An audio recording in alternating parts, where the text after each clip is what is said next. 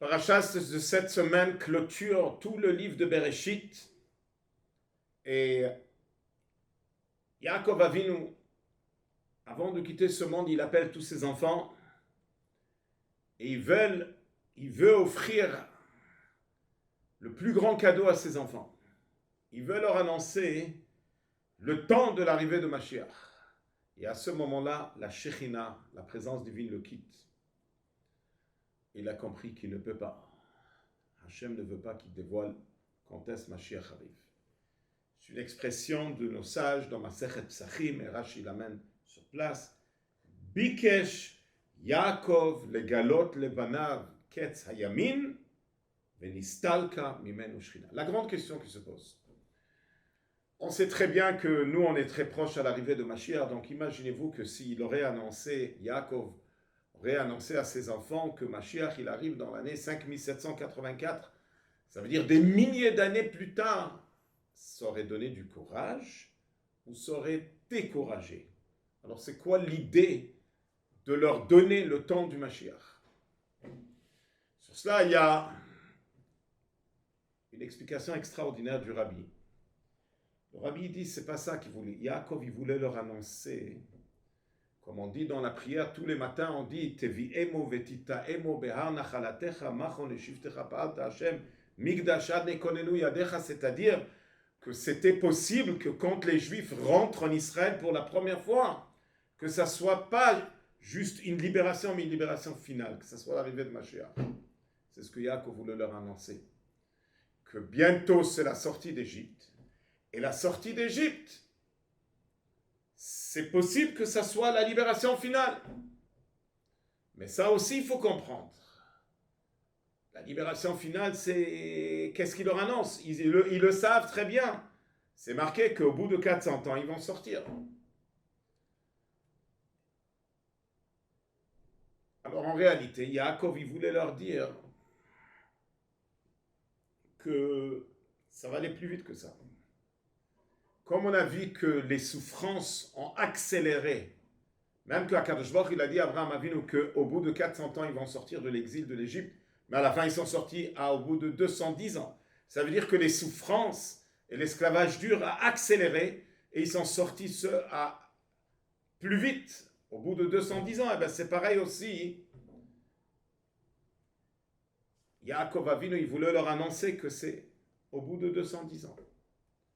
Ça veut dire autour de 200 ans, puisque Yaakov Avinu, depuis qu'il est descendu en Égypte, ça devait être 210 ans, 17 ans sont passés. Et c'est là où Yaakov Avinu, il quitte ce monde, après 17 ans qu'il a vécu en Égypte.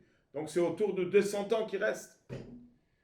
Mais la question, elle reste toujours, même s'il leur annonce que c'est dans 200 ans, mais quand même, c'est marqué dans la Torah que la personne, il va vivre 120 ans. Donc même s'ils vont vivre 120 ans, ils ne vont pas voir l'arrivée de Mashiach. Donc pourquoi ça va les encourager? En quoi ça va les encourager? Là, le Rabbi vient, il dit, oui, ça va les encourager parce que Yaakov, il voulait leur dire que c'est marqué clair. Nos sages, ils disent, Zachou, si le peuple juif mérite, il vient encore plus vite. Achishena. C'est ça qu'il voulait leur annoncer, que Mashiach, il peut venir plus vite. Encore plus vite que les 200 ans.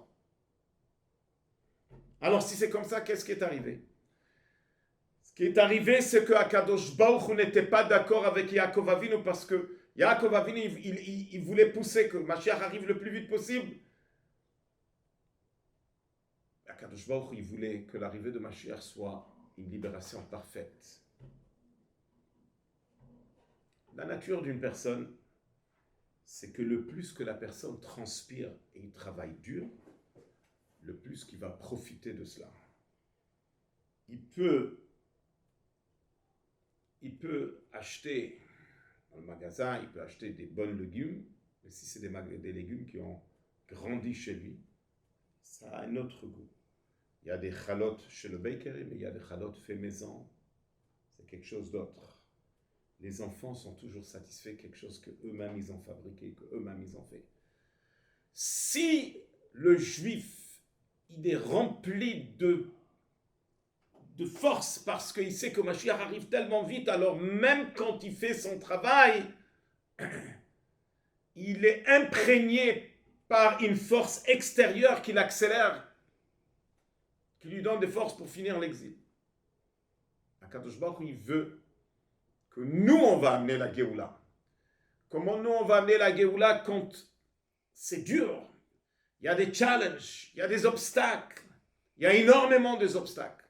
Et le juif, il tient et il sait que c'est lui qui va amener à travers son travail, à travers le travail dur, à travers les efforts, à travers l'allumage des bougies de Hanouka qu'il y a eu même dans le Auschwitz, à travers l'allumage des bougies de Shabbat dans les moments compliqués de Parnassa, compliqués de problèmes de santé, compliqués de tout ce qui arrive maintenant dans notre génération, où on entend malheureusement des soldats qui tombent tous les jours, c'est tellement dur, c'est tellement douloureux, mais le juif, il est rempli de Emouna, et il tient fort, et il lâche pas, et il sait qu'il faut aller jusqu'au bout.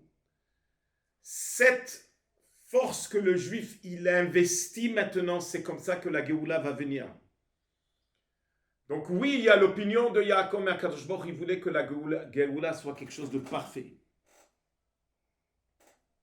Mais le fait que Yaakov Avinu voulait le faire, et Yaakov c'est un tzaddik, et Yaakov Avinu, il fait partie des patriarches qui sont le chariot céleste de Akadosh Baruch Hu.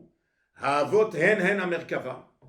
Alors Yaakov Avinu, il donne un message qu'il faut pousser.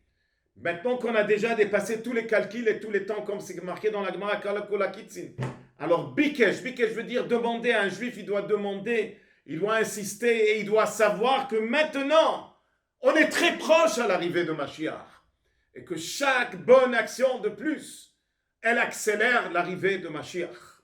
Et donc maintenant, la paracha de cette semaine nous inspire dans ce moment douloureux que nous sommes en train de traverser, de savoir que nous sommes dans les contractions de Mashiach et il faut se renforcer dans l'étude de la Torah, comme c'est marqué clair dans la Gemara. Qu'est-ce qu'une personne il doit faire pour être sauvé de ces contractions de Mashiach?